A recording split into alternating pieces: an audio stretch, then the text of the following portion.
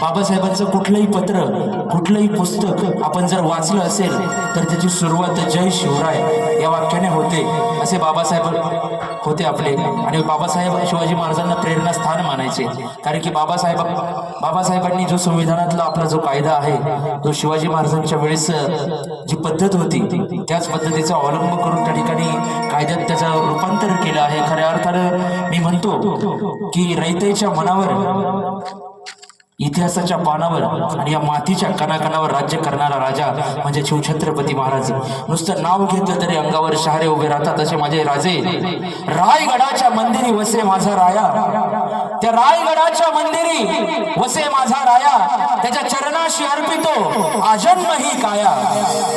रायरेश्वराशी जोडली ज्यांची ख्याती, रायरेश्वराशी जोडली ज्यांची ख्याती, प्रथम वंदितो तुम्हा शिवराया, तुम्हा शिवराया.